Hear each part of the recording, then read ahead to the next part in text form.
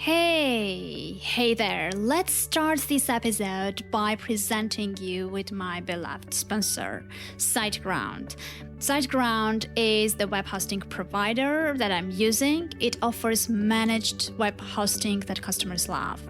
The hosting services are crafted for personal, business, or enterprise projects, and whether you're using a custom solution or a popular open source software like WordPress, SiteGround lets you build better, faster, safer websites more easily and offers multiple hosting options that your websites can grow into.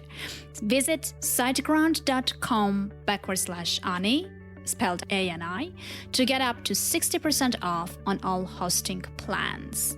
So I really hope you'll check it out. I'm super happy with them, and I've been with them for over 2 years already.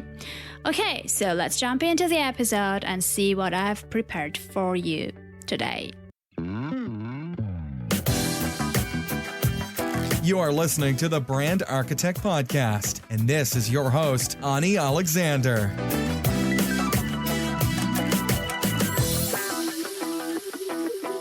Hello there everyone. As always, thank you so much for coming back to the Brand Architect Podcast, the podcast where I help you establish your brands and grow loyal audiences. As I already mentioned in the previous episode, which I really hope that you have listened to, I was at the London Book Fair 2 weeks ago. So I was there last year too and made an episode about it a year ago, but this one will be different actually. Although the fair itself was very similar to what we had last year, I personally had completely different experience and looked at things from a different angle. So last year I had my writer, so to speak, self-published author hat on and made observations from that perspective. And this time it was not quite like that. Well, since you already know that my podcast has already evolved and now we have Brand Architect replacing the original Right to Be Read podcast, I wanted to address the topics which are more relevant to this new venture. That is why I looked at things more from the marketing perspective this time and looked for examples, stories and lessons related more to that. So, as you already guessed, this time it will be a solo episode, so you will have to spend time just with me and with my voice and with my stories. But on the other hand, it will be shorter than our usual 40-minute interviews, so maybe that's a good thing. So, just briefly, for those of you who don't know what is London Book Fair, it's basically a global event which takes place annually. And more than 25,000 publishing professionals arrive in London for the week of the fair in order to learn, to network and kick off their year of business. So it celebrated its 46th-year anniversary this year. It's a huge, beautiful place, but it's mainly focused on the traditional publishing role players. But there was a tiny place called Authors Headquarters, which was all about self-publishing and successful authors who made it on their own. So there was Amazon's stand there, the place was super vibrant and many successful authors, self-published authors were there most of the day. The authors who had chosen not to ask permission to publish their stories. So the interesting thing was that I was there recording interviews for the Self-Publishing Formula podcast. And this was the first time that I did interviews for a podcast that was not mine. And it felt different, but it was really, really cool. So by the way, if you are a writer, you should definitely check it out and listen to it, Self-Publishing Formula podcast, because if you liked the original Right to Be Read podcast of mine, I'm sure you will like this one too, so just check it out. So let's get into the thoughts that I had coming to my mind during the 3 days I was at the London Book Fair. So I will tell each thought and I will elaborate on those. So it may help you come up with certain ideas or make certain conclusions that will help you in your marketing and branding. So let's start. Thought number 1. don't ask for permission. Just get out there and do what you always wanted to do. So let me explain what I mean over there. So I met so many successful self-published authors who had quit their day jobs and made full-time income from doing what they love. And all of them, at some point, had their self-doubts, met naysayers who did not believe in them, who did not believe it was possible, and had literary agents who did not even want to represent them because they thought that those authors, those writers were not good enough.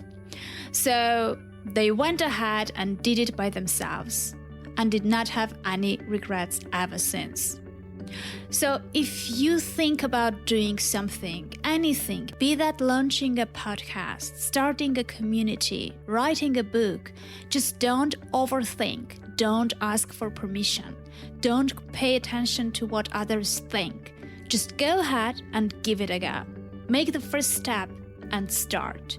You never know what the journey will eventually bring. Thought number 2. Get out from behind the screen. What do I mean? Okay.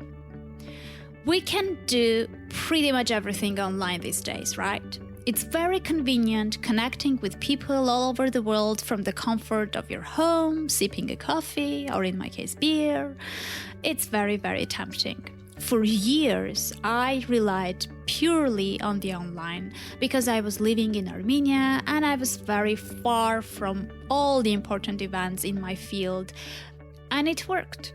But when I had the chance and started visiting events like the London Book Fair or different conferences and meetups, I realized that the real-life human interaction can't be completely replaced. So those places are ideal for reaching out and connecting with people you would not have otherwise a chance talking to. And guess what? The environment is tailored for that. People are ready to network. They are expecting to be approached. So if you go to events and don't talk to people there, you are missing out a lot, believe me. I guess the main message I want to share here is get out from behind the screen once in a while, and when you go to events, get most out of those and network with like-minded people. And we get to thought number 3, which says, the one question you'll be asked over and over again. So I want you to be prepared for that question. Let's see what I mean. When you go to events like that, there will be one question that almost everyone you meet will start the conversation with. And that's different variations of, so what do you do? And that's where you have to come up with a comprehensive and concise answer. It's not an opening question to your life story. It's not even a question about all the projects that you are working on right now. And that's the ideal question that gives you the opportunity to position yourself. By answering that question, you show the person how he's supposed to perceive who you are. And the answer should be your main brand message. How do you position yourself? As an author? As an entrepreneur? A podcaster? A coach? Less options you pick and more specific you are, better will be the result. And if you're consistent enough, that's what others will start telling about you eventually. And when they introduce you to someone, they will most probably use the answer you gave them when you two met, in the same phrasing even. So be prepared for that question and make sure you pick the answer strategically so it serves your brand. And now we get to thought number 4, business cards. Yeah, I know. To some extent, printing business cards sounds a bit old-fashioned and too traditional. But they work, they still do, and people were exchanging their cards at the event. So I had mine too and brought loads of business cards that I received from others. I brought them home. And there were some good ones, and there were many traditional ones which almost looked identical to each other. So let's see which ones worked best, shall we? Well, When I was designing my business card, I don't even remember who it was now, but someone advised me to have my photo on the card. And I remember that I was so resistant at first. I hated the idea. I thought it would look very egocentric and narcissistic, and I'm nothing like that, hopefully. Well, but eventually I went ahead and put a photo of me, and actually it was a photo of me that my son took, who was about 10 at that time. In fact, that's the photo that I'm using on the Brand Architect podcast visual, so I'm sure you've seen it. So you would think, why having a photo on a business card is a good move, right? Well, think about it this way. You get around 40, 60 business cards and bring them home. You did not have extensive deep conversations with all of them, right? And now you have a bunch of cards with names on it. I'm sure you don't remember most of the names of those 40 people that you spoke to, but you would probably remember their faces. So you don't need to visit their website in order to figure out who the person was. You will figure it out just by looking at the photo on the business card. Thought number 5, websites. Most of the people who gave out business cards had their website addresses on them. So, as I said, I didn't remember the names of everyone I spoke to, and when I had some time, I decided to check the websites out. And you would be surprised to know how many of them I did not see. And no, I don't mean that the sites were down. What I mean was they were so slow, and I was so impatient that I had no desire to wait till they loaded. And it's a shame, because maybe those were nice websites that I missed. In fact, to be honest, almost 2 years ago, I had exactly the same issue with my own website. And I tried different things, but nothing helped much. Then I finally decided to change my website hosting service provider, and just by doing that, my site became at least twice faster. So, needless to say that I'm super happy with my provider now. And the good news is that everyone who is listening to my podcast and would like to be as happy as I am and get my hosting provider, I have a really, really good deal for you. SiteGround provides 60% off to all Brand Architect listeners, so it's really, really nice deal. And if you worry about migrating your website from your current host to the new one and don't know how to do that, don't worry about it either, because SiteGround will do it for you for free. So really, check it out and thank me later. It's at www.siteground.com/Ani, A-N-I. Okay, so let's continue and get to the next thought. Thought number 6. There is no such thing as overnight success. I'm sure you have seen so many stories and messages online which leave the impression that success came fast and that it was easy. Many online marketers do that on purpose in order to sell their products and services. Because let's face it, let's be fair, if they told you that it was hard and it will take years, no one would be attracted, right? Well, but the reality is, it does take a lot of time, effort, dedication, persistence, and hard work. None of the successful authors and entrepreneurs were lucky. None of them had an overnight success come and knock to their doors in the morning, and none of them just sat there and waited until luck came their way. So don't look for a shortcut. Don't try to find the magic button. Why? Well, because there is none. I'm sorry, but that's the truth. Thought number 7. Don't fake it. Oh, please don't fake it. The advice that is given out these days that I dislike most says, fake it till you make it. Well, I think that too many people are doing it these days, and that is exactly why we get the distorted version of the reality online. The ideally photoshopped selfies, the exaggerated success stories, the unjustified bragging, and all that stuff. Many take this strategy offline too, and on events they try to impress.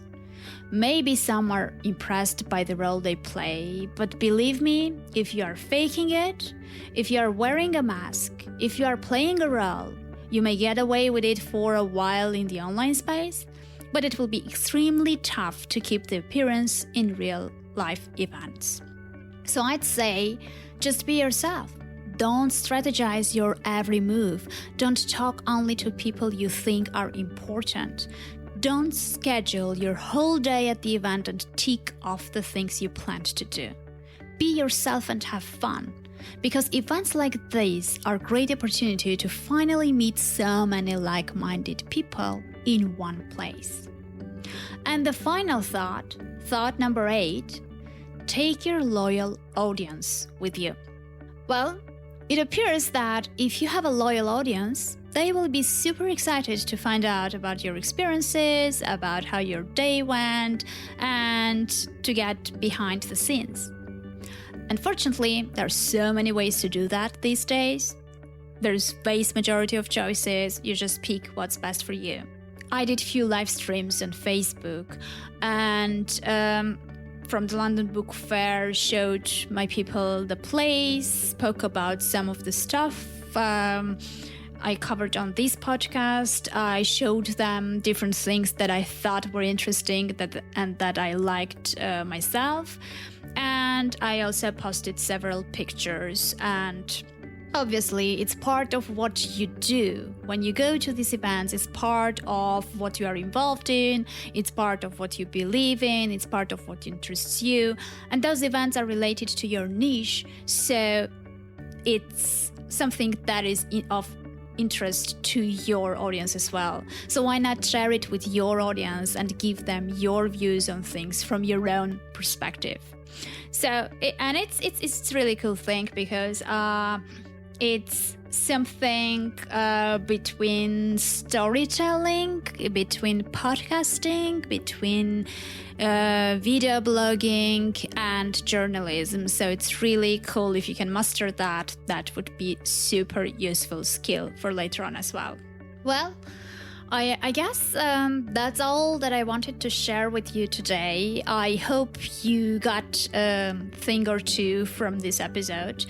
And I'd like to wrap it up now and hope that you found it useful.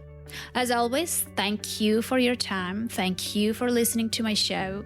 Please subscribe to it on iTunes if you haven't done so. And I'd really appreciate that. I will be back next week with a new episode. Meanwhile, take care and have a great weekend ahead.